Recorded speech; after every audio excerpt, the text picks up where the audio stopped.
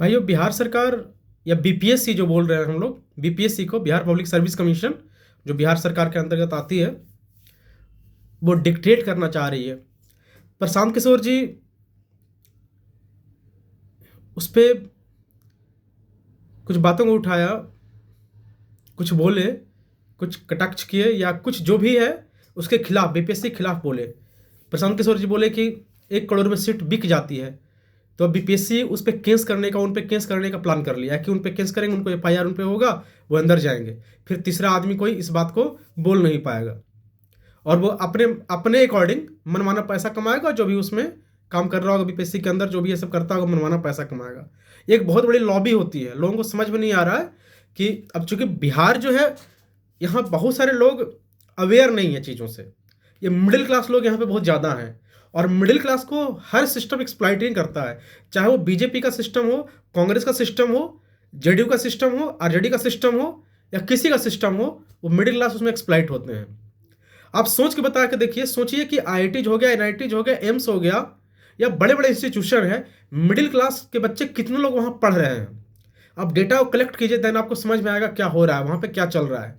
आप एक और बात को सोचिए कि पार्लियामेंट में देखिए, विधानसभा में देखिए या कुछ ऊंचे पोस्ट है जहाँ पे मिडिल क्लास बैकग्राउंड से कितने लोग वहाँ पे गए हैं। इस इरा का बात करूँ, लालू जी का इरा को छोड़ दीजिए, इस नए इरा में आप जाके उसको देख सकते हैं, समझ सकते हैं। ये बहुत बड़ा रॉकेट साइंस नहीं है, इसका डेटा आप निकाल भी सकते हैं और समझिए इन सब चीज़ों को। तो जैसे मिडिल क्लास, अब बिहार में देखिए, विधानसभा में देखिए ना, कितने ऐसे मिडिल क्लास लोग हैं जो विधायक बन के बैठे हुए हैं।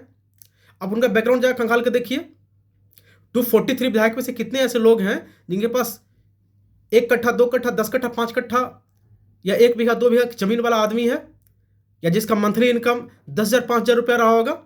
एक भी आदमी ऐसा नहीं मिलेगा, मुश्किल से 1-2 आदमी मिल जाए तो ना कहा जाए, क्योंकि वैसे लोगों को ये लोग टिकट ही नहीं देगा।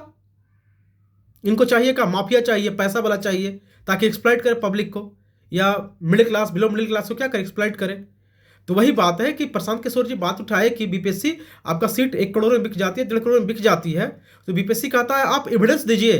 अरे बीपीएससी बेहुदा, बीपीएससी तुमको अगर इतना नहीं समझ में आ रहा है कि तुम्हारा सीट बिक रहा है या तुम्हारा एग्जाम कंप्रोमाइज हो रहा है, तो ट्रेनिंग में जा रहा है आदमी, तो वहाँ कैसे तुम लोग, कैसे लोगों को रखे वो ट्रेनर को, जो ट्रेनिंग करते उसे समझ में नहीं आता है कि आदमी सेटिंग से आया नहीं आया। मैं आपको एविडेंस दे दूंगा, तुम गारंटी दो हमको कि उसके बाद तुम क्या करोगे।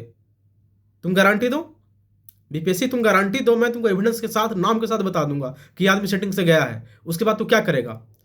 तुम गारंटी देता है